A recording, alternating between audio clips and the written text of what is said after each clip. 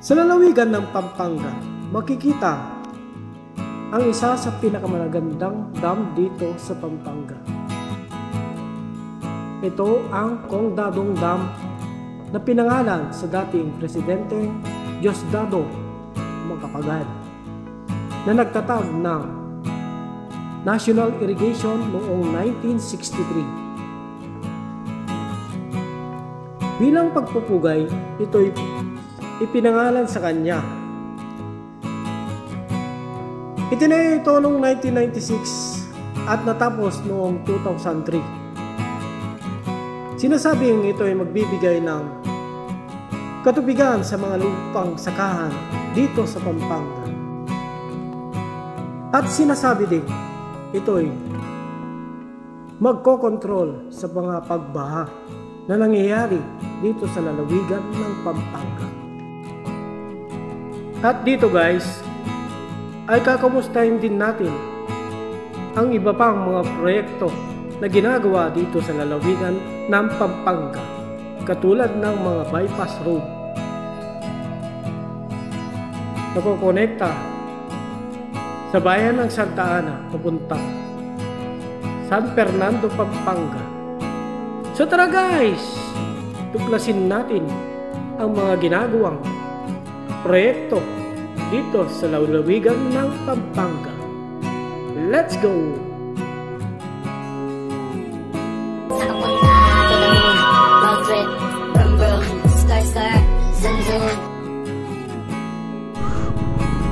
Patay tayo dyan boy.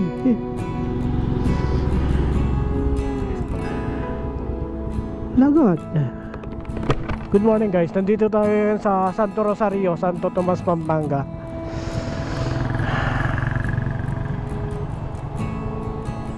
Ayun o. Kaya naman siguro to. May tubig pa rin dito sa may ano guys, underpass ng ano. Oh my god, tumuloy pa rin yung jeep dito sa may NLEX. Kung titingnan nyo dito guys, napakababa na lang to eh. Meron kasi ginagawa doon yung overpass eh, hindi pa rin natatapos. Ito yung ano, Pau River. Ito yung patagos ng Mexico guys, galing na ng Santo Tomas, Pampanga. Ito yung NLEX oh. Yan, ibabaw nyan.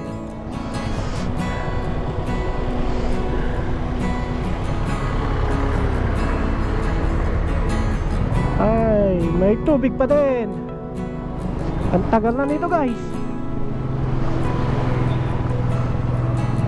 Oh, di ba? Pero possible naman na. Hindi kagaya dati nung ano, sinubukan kong dumaan dito, talagang hindi kaya.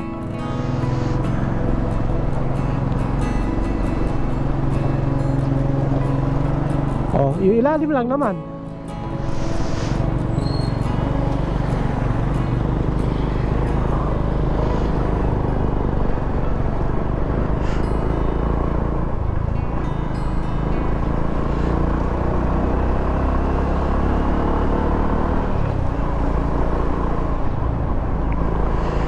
Tapos dito guys, makikita na yung ano, yung ginagawang overpass patawid doon. Update natin.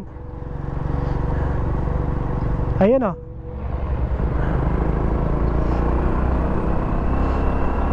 Ayun siya guys o.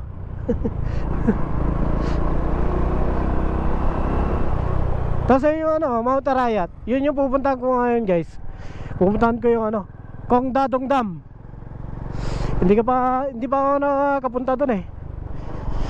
Yun yung ano, umaharang sa Pampanga River. Grabe oh, wala na pala yung daan dito.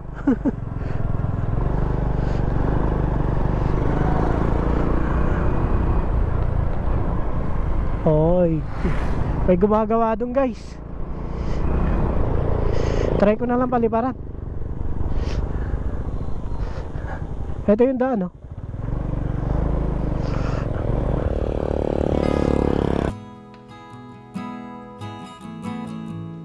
So ito na po yung ginagawang bypass road na nanggagaling ng Lubao, Pampanga patagos ng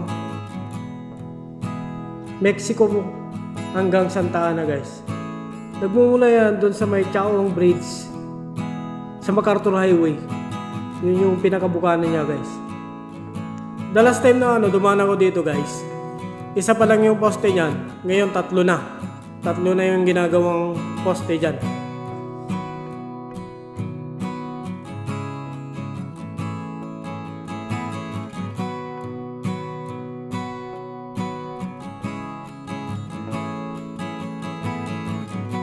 Bukod pala sa guys, sa ilalim ng tulay na NLEX, meron pa palang baha dito paglagpas ng De La Paz Elementary School. Grabe. Unahin natin yung SUV, guys. Ayan o. Para mabawasan nyo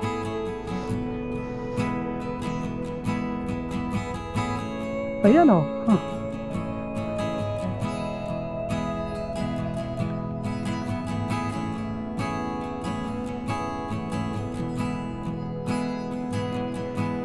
Ayan, may baha pa dito, guys, oh.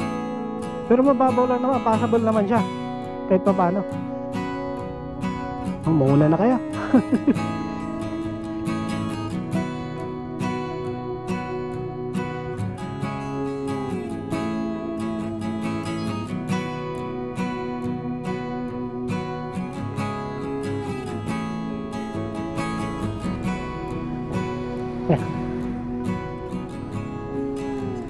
Mabaho na yung tubig, guys.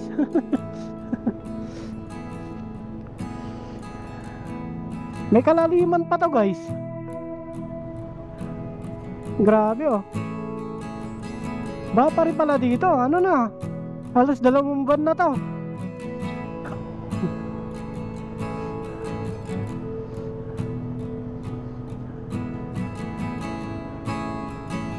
Ito kasi yung part na hindi pa natataasan, guys. Kaya malalim pa rin yung baha.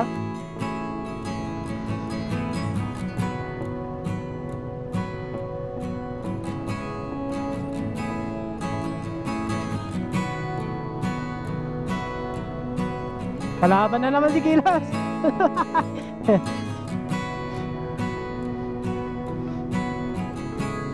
Grabe, hindi ko na-expect to, guys. Mayroon pa rin baha dito. Oh.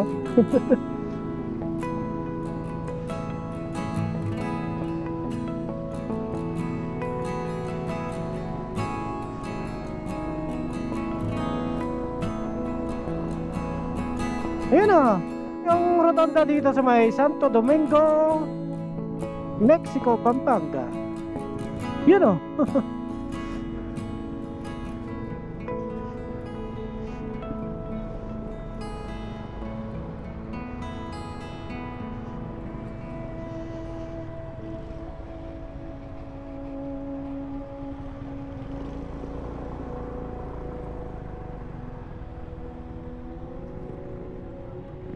So ito na yung bypass road ng Santa Ana, guys.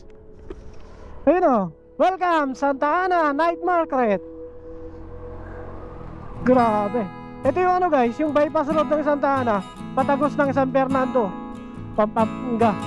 Ayun na yung Diyan tayo pupunta, sa Mount Arayat.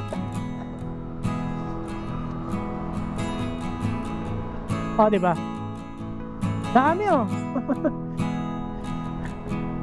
Ang ganda dito, guys, pag gabi.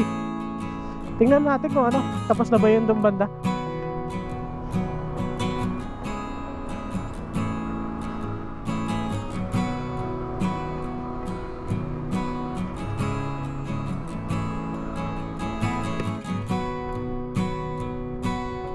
Ba na rin pala nagagawa dito, guys. Puro pala isdaan pala yung babagtasin mo dito. May mga tikling doon oh.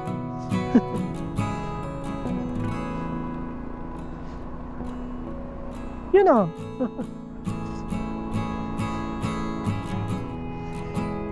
So ayun, guys, hanggang dito na lang pala. Oh, ito na yung pinakadulo, Santa Ana Bypass Road. Hanggang dito lang pala. Diba? Oh, lumubog na yung bakaw.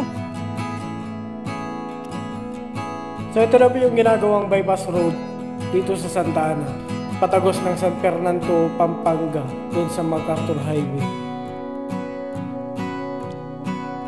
Kung makikita natin guys, meron pang halos 100 meters na hindi pa rin nakokonektang daan. Hindi pa nila natatapos yung pagkonekta dito guys. Kaya sinasamantala ng mga taga Santa Ana na tayuan ito ng food park para mapakinabangan.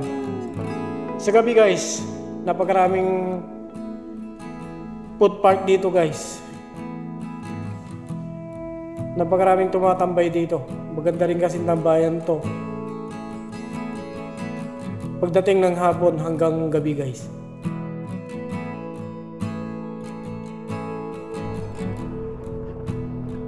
Grabe, ang ganda ng view dito guys. Yung mga nakikita natin ngayon dito guys, ano yan, mga dating palayan yan. Kinumbert na lang nilang bilang pispan.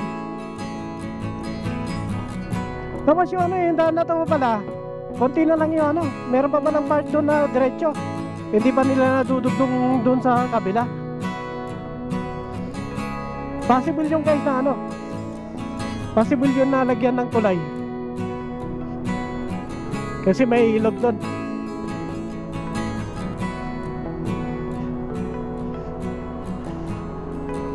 Grabe. Sarap dito. Ang presko ng hangin. Wow. Dito na tayo sa may arko ng Aray, Pampanga. Putik na yan oh. Face to face to. No? Ito yung dating traffic na ano, na daan. Ngayon asfalto na. Sobrang ganda na ng kalsada. Ngayon. Napasarap sa takbo yun. Salpukan talaga sila face to face. Grabe guys oh. Meron na palang Walter Mart dito sa Aray, Pampanga. Tapos meron pa isa dito oh. City Mall. City Mall naman, tapatan sila no. Oh, di ba? So ito yung truck na nagkakarga ng ano guys, prefabricated na bahay. Ayan oh. I-assemble na lang pagdating dun sa bahay nyo. Meron na ganyan eh no, para mas mabilis lang ang ano, paggawa ng bahay. Oh, di ba? Galing no, pwede na rin pala ibiyahe ng ganyan. So kakaliwa na ako dito guys, papunta ng ano, Mount Arayat National Park. Pag diniretso to, papunta ng ano, Nueva Ecija yan guys. Cabiao, Nueva Ecija.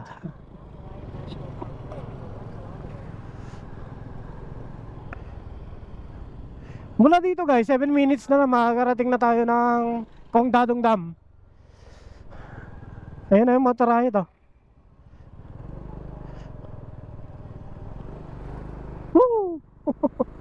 Grabe, lapit na lang natin.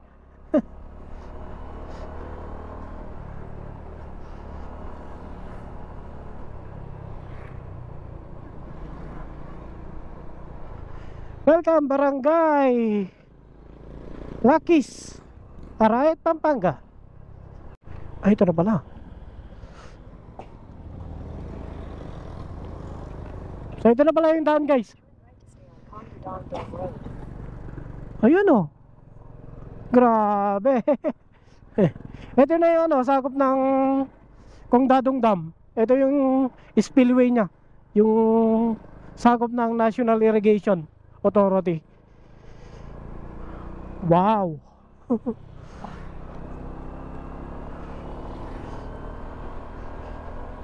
minutes na lang guys, makakarating na tayo doon. Grabe no, kitang kita yun ding ano dito, Mount Arayat.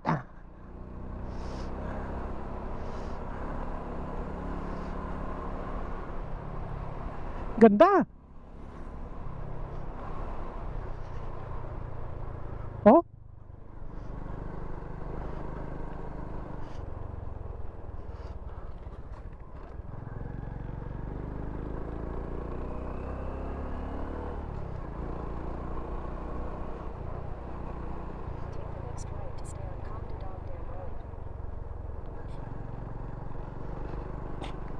next right daw. Ito.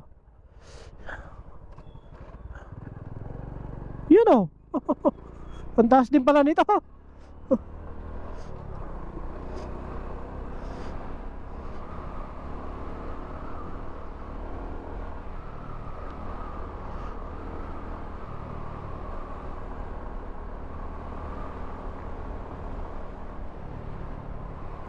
Kung totoosin guys, mas maganda sana ito na lang yung gawing ano water impounding facility. Pero mayroon sila tinatayo ngayon na water impounding facility doon naman sa may ano na Nueva Ecija, San Antonio, Nueva Ecija. Ito na yung part ng spillway ng Kongdadong Dam. Yung sa kasi guys, sa Candaba, ni-reject ng mga Kapampangan. Kasi nga, syempre, masisira yung nila, mga palayan. Mauubos. Konti na nga lang yung palayan nila, tapos tatayo mo pa ng water impounding facility, di lalo silang mawawalan, no? Ayun na guys, oh. Wow. Meron pala ganito dito, oh.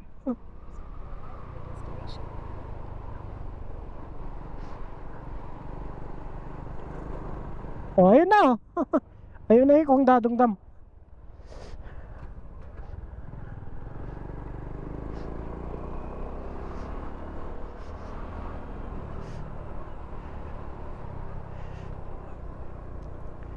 Etong complex na to guys, sakop to ng nasasakop to ng NIA, National Irrigation Authority.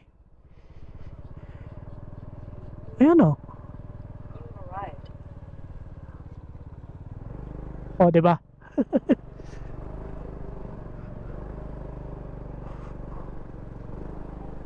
Wow. Ha? Ano ba?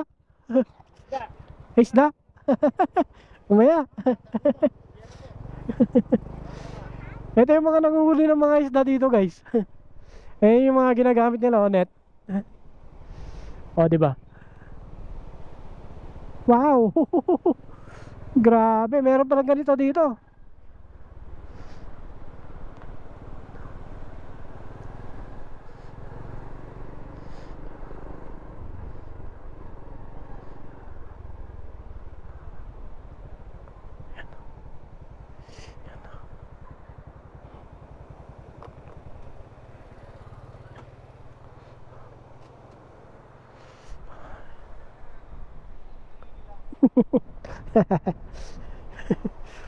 Oh, kakalula din guys, oh. Ayun yung nilalagay nila, oh, para magkaroon ng makahuli ng isda. Grabe, laki din pala nito, boy. Ang budget nito guys, 4.3 billion. Ipinangalan to sa sa dating presidente natin, si Diosdado Macapagal. Diosdado Macapagal. Tatay ni Gloria.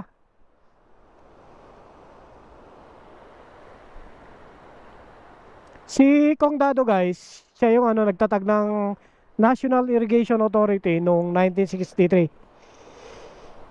Ayan grabe. Ganda dito. So ito na po yung Kongdadong Dam. Ito ay pinangalan sa dati nating Pangulong Diosdado Macapagal. Siya yung nagtayo ng National Irrigation Authority noong 1963. Ang dam na to guys, 27 years in the making. 1996 nung umpisan to.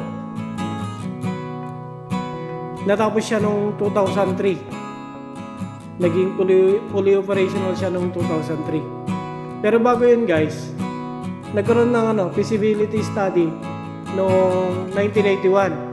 Tapos engineering study naman noong 1986. Gagawin na sana itong Kongdadong Dam noong 1986 onwards guys. Kaya lang, sumabog naman yung mga pinutubo noong 1991. Kaya na-delay ito na-delay. At inumpisahan na nga lang ito noong 1996. At natapos noong 2003.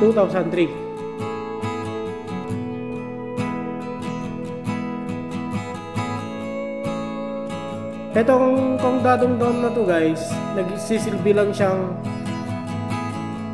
irrigation. Nagsisilbi lang siyang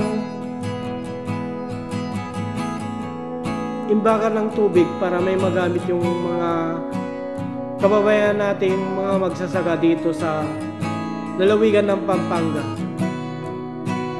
Pati na rin yung mga kababayan natin sa Upper Nueva Ecija, katulad ng Cabiao, San Antonio, ay yung mga halos nasa boundary guys. Pati na rin yun dun sa lalawigan ng Tarlac.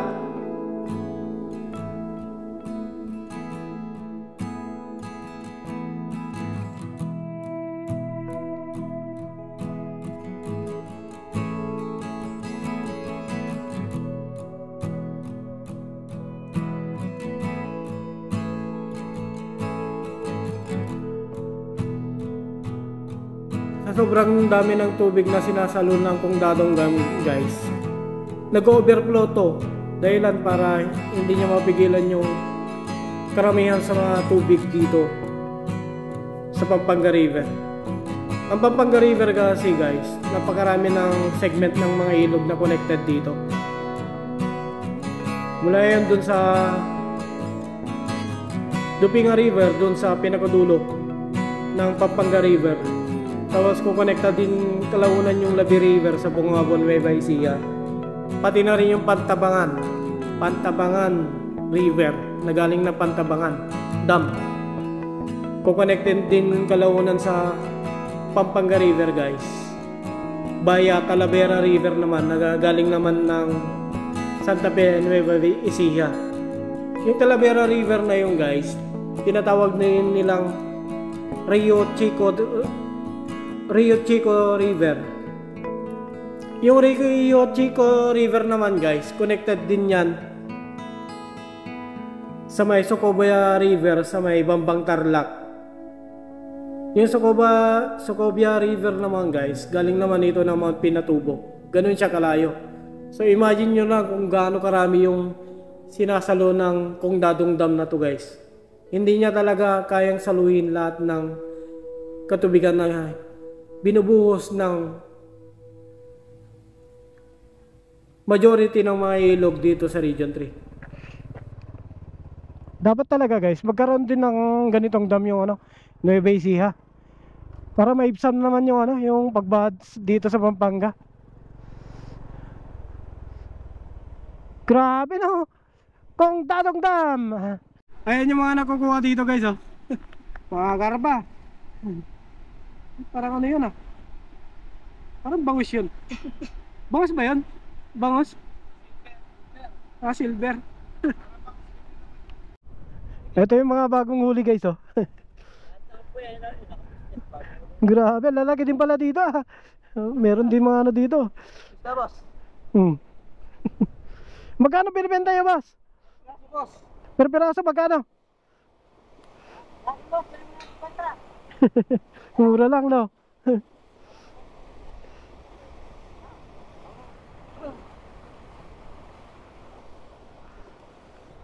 Lalaki guys oh.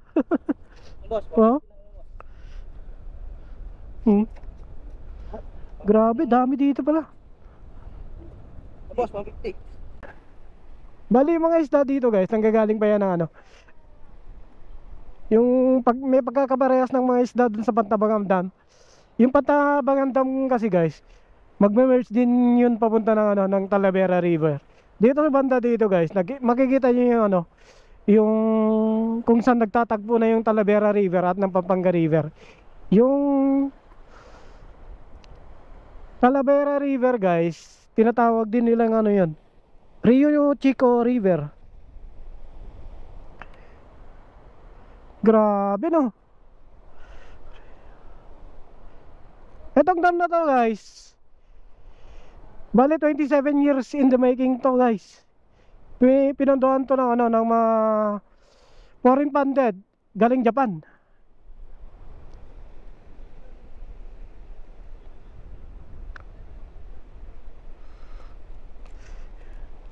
Bali natapos to nung 2003. Na-delay to nung 1991. Matapos yung visibility study nung 1987.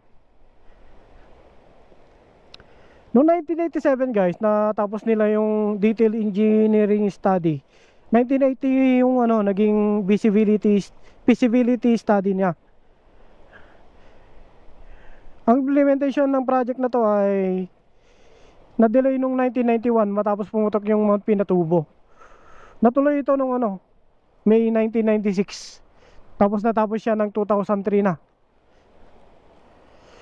Grabe no. Okay, so, lalaki oh. Grabe, lalaki ng huli dito. 50 lang, mura lang. Oh. 50 lang isang piraso. Grabe, lalaki.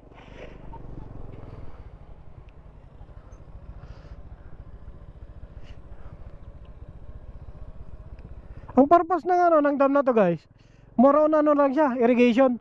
Hindi siya naglilikha ng kuryente. Ano po yung vlog? Maraming pong salamat sa inyong panonood.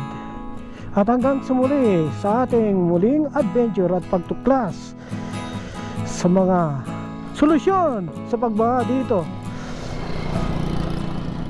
sa Pampanga. Itong Congdadong Dam, maganda sana to kung hydroelectric power plant siya, hindi lang irrigation. Kasi ang laki-laki ng ano yan, sinasalong tubig galing ng Pampanga River. Tapos dudugtong pa yung ano, napakaraming ilog dyan sa Nueva Ecija. Katulad ng ano, ilog dun sa may Minalungaw National Park. Yung sa Minalungaw National Park guys, suspetsa ko dun, ano din yon, yung spillway ng galing dun sa Doña Remedios Trinidad, kung nasaan yung Angat Dam, kumukonekta din dun. Tapos yung Socobia River galing ng Bambang all the way to Pinatubo, Mount Pinatubo.